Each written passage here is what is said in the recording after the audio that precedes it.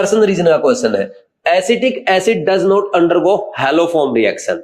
तो ये बोल रहा है हैलोफॉर्म रिएक्शन में नहीं जाएगा। देखो हैलोफॉर्म रिएक्शन कौन सा करते हैं, यहां पे COCH3 आ जाए, ठीक, यहाँ पे R हो सकता है, या ये R जो है ना, ये यहाँ पे ये R आपका H हो सकता है, कोई एल्काइल ग्रुप हो सकता है, या यहाँ पे आप कहें CHO हो सकता है, COOH भी हो सकता है, तो ऐसे ग्रुप हो सकता है यहाँ पे। इसके अलावा आप या और एक काम ये भी कर सकते हो भाई, जैसे अगर मैं बात करूं यहाँ पे ये RCHOH 2 डिग्री अल्कोहल भी हो सकता है, इसकी रिएक्शन हैलोजन के साथ कराओ इन प्रेजेंस ऑफ एल्कली, तो क्या बन जाएगा, ये बन जाएगा CHX3, ये हैलोफॉर्म फॉर्म बन रहा है जैसे आयोडोफॉर्म, ब्रोमोफॉर्म, क्लोरोफॉर्म, ठीक, और वो बन जाएगा RCONA, ठीक। तो ये रिएक्शन होती है, this is known as haloform reaction, ठीक।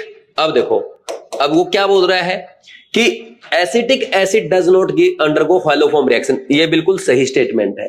क्यों? क्योंकि देखो एसिटिक एसिड में क्या है भाई, यहां पे ना कीटो ग्रुप तो है, ठीक, ये कीटो, यहां पे ये कीटो ग्रुप तो है, ठीक, और ये जब H2NaOH के साथ रिएक्शन करेगा तो ये रिएक्शन नहीं होगी।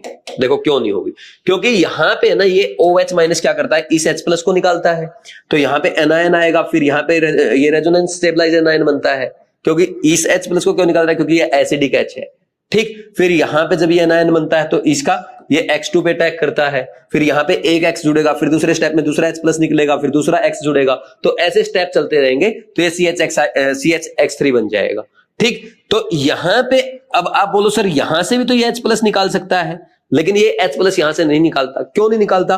क्योंकि यहां से ये एसिडिक H ज्यादा है, तो इसकी और इसकी एसिड बेस रिएक्शन हो जाएगी, तो इस H प्लस को ये निकाल ही नहीं पाएगा, तो इसलिए रिएक्शन नहीं होती है, ठीक। तो ये असर्शन तो हो गया करेक्ट कि एसिटिक एसिड हैलोफॉर्म रिएक्शन नहीं देगा।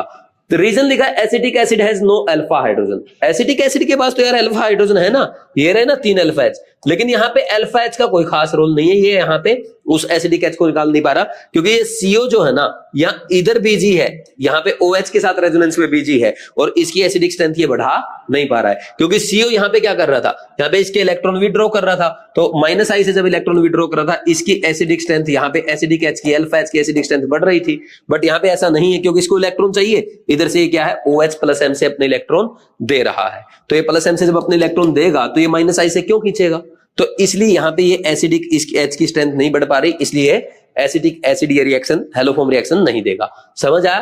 तो दूसरी स्टेटमेंट रॉन्ग, दूसरी स्टेटमेंट में क्या बोल रहा है, इसके पास अल्फा H नहीं, अल्फा H तो है, और वैसे भी एक्सप्लेनेशन तो ये बिल्कुल भी नहीं है। Assertion correct, reason incorrect, answer third आ जाएगा क्वेश्चन नंबर 6 का, ठीक है। Below are 2 statements, one is labelled as assertion, assertion reason है, असर्शन पढ़ लो। Treatment of bromine water with propyne yields 1 bromo propane two all.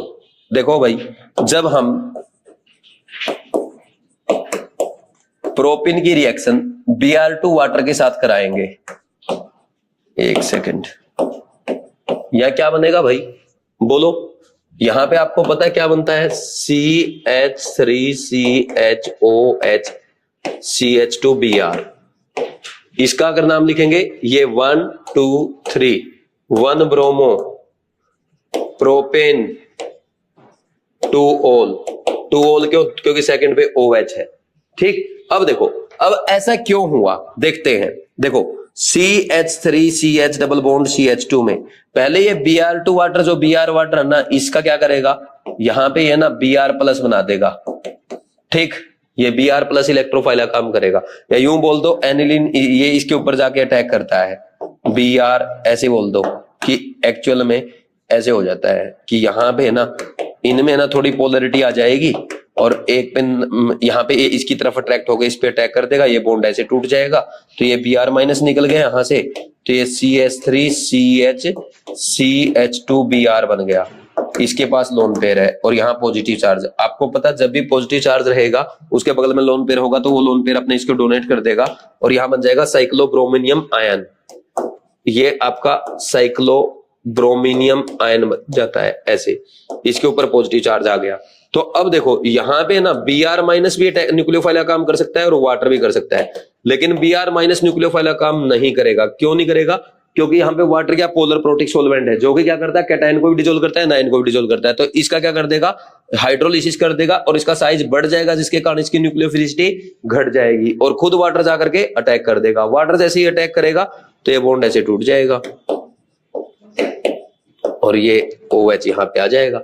Water मतलब hydronium ion बनेगा, फिर H+ निकल जाएगा, वो आपको पता है। समझे कि नहीं समझे?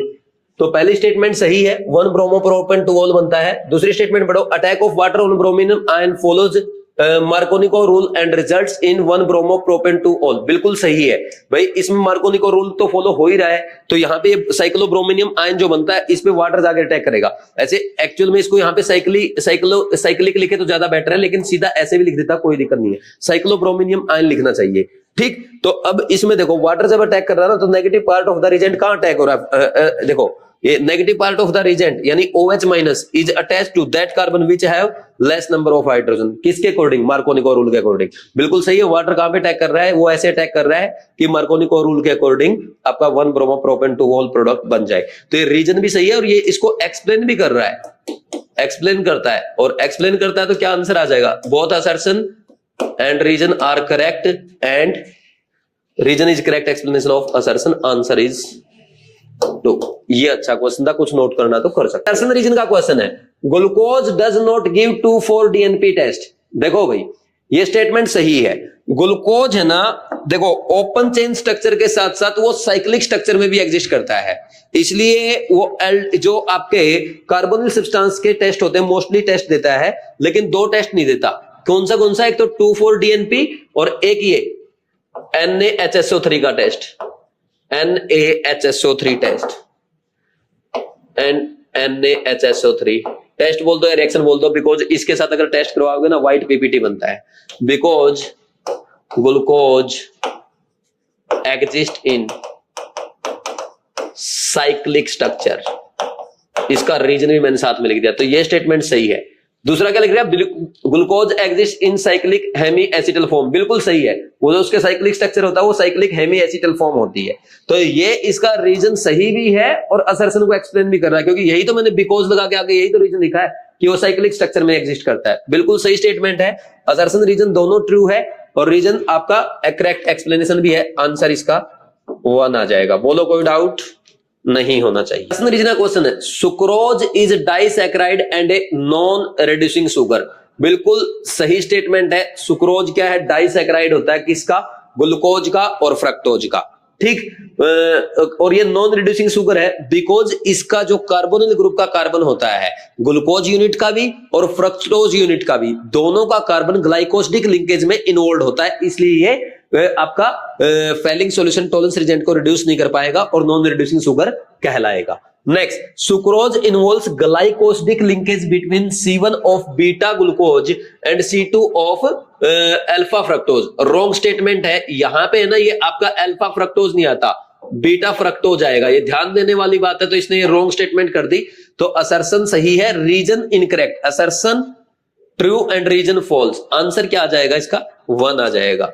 ठीक है भाई, बोलो कोई डाउट नहीं। रीजन का क्वेश्चन है, synthesis of ethyl phenyl ether में be achieved by Williamson synthesis. बिल्कुल सही स्टेटमेंट है। कैसे बना सकते हैं मैं बता देता हूं आपको।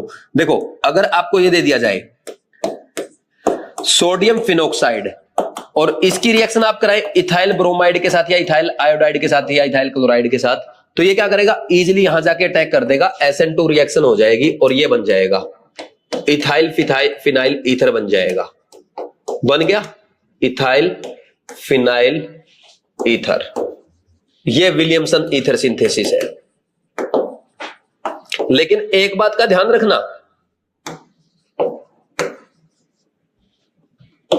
आप ऐसा नहीं कर सकते कि यहां पे मैं काम करता हूं सर, ब्रोमोबेंजीन लेता हूं, इसकी रिएक्शन सोडियम इथॉक्साइड के साथ करा दूंगा और ये यहां जाके अटैक कर देगा। भाई ये इजीली NSR रिएक्शन नहीं देगा, ये इजीली NSR रिएक्शन नहीं देते हैं, तो ये प्रोडक्ट ऐसे नहीं बनेगा। तो ऐसे प्रोडक्ट आपको नहीं बनाना। तो फर्स्ट स्टेटमेंट तो सही, इथाइल फिनाइल ईथर आप बना सकते हैं विलियमसन ईथर सिंथेसिस से। कैसे बनाना वो मैंने आपको बता दिया। सेकंड स्टेटमेंट पढ़ो, reaction of bromobenzene with sodium ethoxide. Yields ethyl phenyl ether. ये ब्रोमोबेंजीन है, ये सोडियम इथोक्साइड है, ये रिएक्शन देगा क्या? नहीं देगा, क्योंकि यहां पे ब्रोमोबेंजीन में क्या है, ये अराइल हैलाइड जो होते हैं ये इजीली एनएसआर रिएक्शन नहीं देते हैं, तो ये इसके साथ इजीली एनएसआर रिएक्शन नहीं करेगा, तो आपका इथाइल फिनाइल ईथर इस रिएक्शन में नहीं बनेगा। ये रॉन्ग स्टेटमेंट है और ये असर्शन करेक्ट हो गया, रीजन इनकरेक्ट हो गया, तो आंसर क्या आ जाएगा आपका? 1 आ जाएगा। और अच्छी बात ये है, अच्छा क्वेश्चन है, एग्जाम में आ सकता है, एग्जाम में आ सकता है, और मैंने बोला एग्जाम में आ सकता है तो एज इट इज ही आ जाएगा, ध्यान रखना। समझे कि नहीं समझे? ठीक, कर लेंगे भाई।